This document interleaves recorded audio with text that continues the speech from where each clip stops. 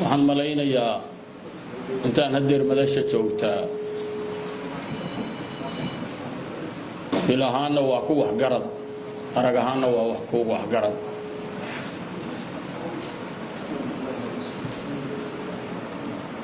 waxaynu ku jirnaa 7 iska adag meel kastoo dhibi ka jirto oo islaam ku haysato ama ha dhawaato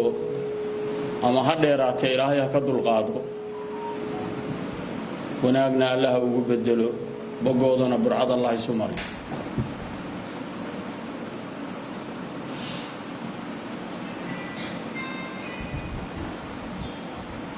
baa wuxuu yiri intii nin Allah ku sababay nin dilay waan sanay niman nin dilay Allah u warramo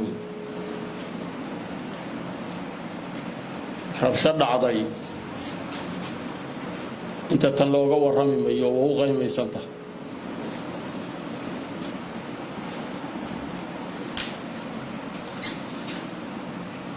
sida aad ogtihiin oo xogogaal u tihiin oo ama ay idin ka dhacday ama ay idin ku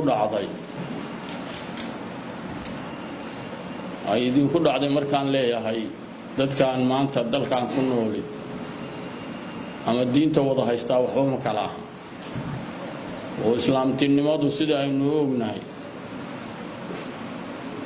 oo laynoo sheegay inaguna aynu ognahay walaalnimada asalka ah waa tan islaamtinimada taa haddii halka lagaga soo gudbana hadda dadkaan maanta halkaan ku nool oo regionkan ku nool waxba ma kala ah sida laaligeed bay haddii dhibi kaaga timaado qof islaam oo kii aqeedada aad walaalka ku ahaydeen ama ay kaaga dhacdo oo adiga kugu dhacdo ama ay ka dhacdo oo isaga ku dhacdo ay meel ka jiri haddii rixnimo iyo derisnimaduna hadeeyana waa wax mugeeda iyo miisaankeeda leh oo culays markaa kugu sii siyaaday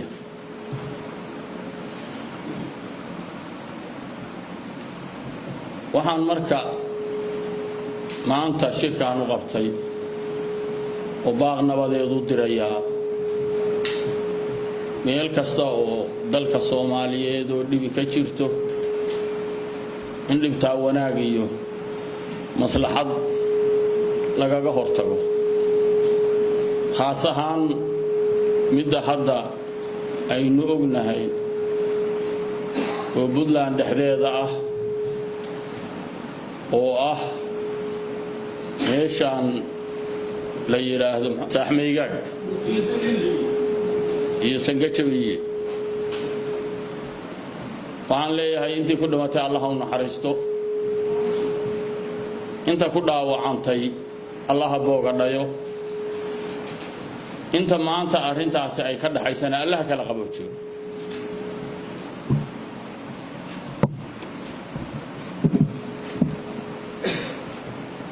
qolaad waynu naqaan oo ninkii wuxuu yiri warna anaa koogu filan wadna alle walla soo arkay colaadi waxa ay tahay oo waxa warinoo ku filan teeriya 91dii dalka Soomaaliya wixii ka jiri ilaa maanta ka jira heerka ayna gaarsiisay meesha aynu joogno waxa maanta dadkii ka dhaxeeya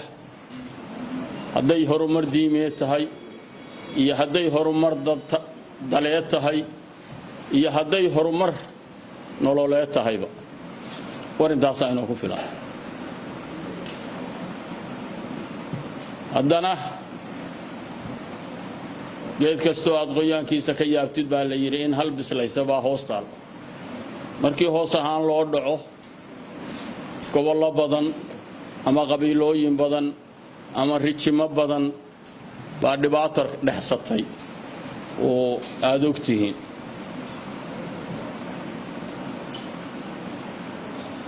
sida aad ogtihiin colaad waxbaa ku dhuma ama naf baa ku dhunta ama maal baa ku dhuma midna kuma dhasho mid yarina kuuguma koro rag baa ku dhintay waasay u dhinteen ma soo noqonayaan rag baa ku dhaawacmay si kastoo ay uga kacaaniin laf jabtay sideedii ma noqoto waa nugul yihiin hanti baa ku dhuntay adduunkana waa kaa maqan tahay aakhirana waa kugu cadaab waxaan maanta idinku yeeray qofka jirkiisu qayb ka mid ah haddii ay wax gaadho qaybta ka mid kale waa la qabtaa hadday caafimaad qabtana waa la qabtaa hadday cudursan tahayna waa la qabtaa waxaan leeyahay colaadda meeshaa ka jirta oo rag ku dhintay oo rag ku dhaawacmay oo hantiyu ku dhuntay ilaah waxaan ka baryaynaa intaa inuu ina kaga ekeeyo oo aan wax dambe ku dhiman oo aan wax dambe ku dhaawacmin oo aan wax dambe oo dhaqaalaahi ku dhumin intaa waa baryada ilaah waxaan idinka doonayaa oo maanta idinku yeeray meesha kaalinta aad ku leedihiin inaad ka qaadataan wax dambe oo inaga xaggeenna ka dhaca oo qoona ama qadafana inayan jirin waxaa la rabaa marka inaynu maanta hal abuurkeennu noqdo oo aan idinkula ballamayaa inuu noqdo inaan meesha wax dambe ka dhicin inaan wax dambe dhiman inaan wax dambe dhaawacmin inaan wax dambe oo dhaqaalaahi dhumin waynu ognahay shaqaaqooyinka waddanka ka dhacay oo Puntland ka dhacay oo aan fogfogeyn oo ragga gobolkii soo galay oo nin walba ama galaheeda joogay ama garashadeeda lahaa go'aankeeda gaarayay dhagtiisu maqlaysay dhaayihiisu arkayay waxaasi wax yaroo fikaday oo xag ilaahna ka idmi weydnay ka aqbalmi weyday xag aragti rageedna dee laga waayay bay ahayd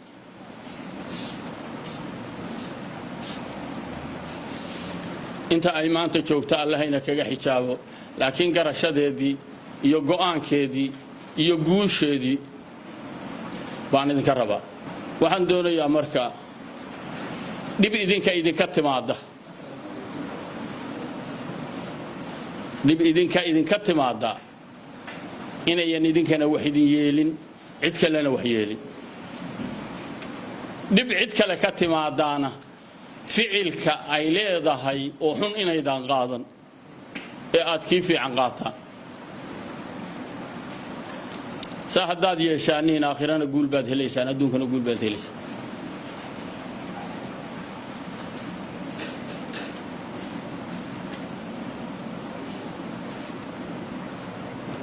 waxaan doonayaa marka inta madasha joogta oo aan hortaagnahay iyo inta orohdayda maqlaysa oo aan madasha joogin oo ay gaarayso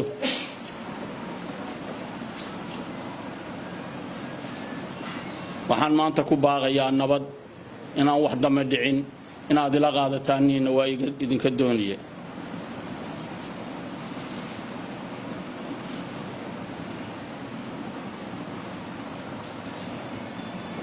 waxa ku jirta danta guud oo Soomaaliya waxa ku jirta danta maamul goboleedka waxa ku jirta danta gobolka waxa ku jirta danta guriga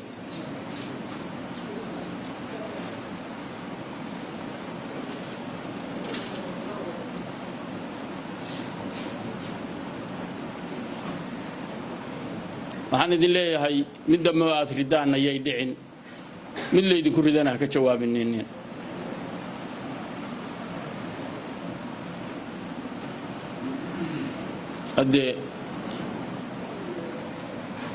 haddii aan ogahay inta aan idinka waaninayo oo idinkala ballamayo inay dantiina tahay waa idinku gacansiin lahaa waana idin gudoomin lahaa waana idinku raacin lahaa laakiin waxaan ogahay inayan dantiina ahayn kan kalena dantiisa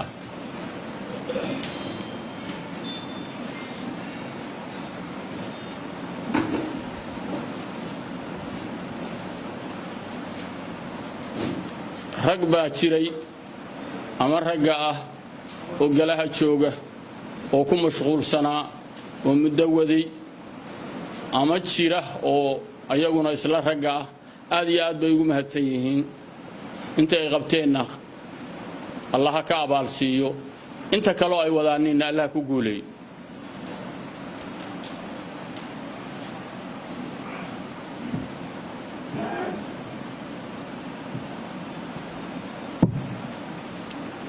هذا اللي نكون نغنوضا لا يرمى معان بو بيداي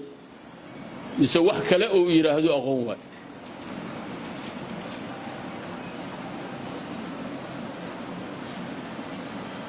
wixii kale wada hadalkeeda waqtigeeda arageeda iyo rageeda way laakiin waxaan idinka doonayaa ragga meesha idinka jira iyo hantida meesha idinka jirta labada inaad ka soo kaxaysaa oo meesha ay ku habban tahay aad keentaan waxaan ragga kale iyo garabka kale iyo odayaasha kale ugu baaqayaa sida iyo lidigeed inay ka timaado oo ayaguna kaalinta ay leeyihiin ay ka qaataaniin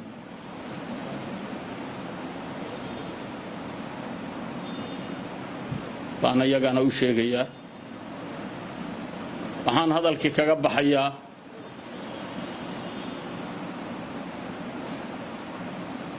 magaalo waa madal wixii joogaana waa marag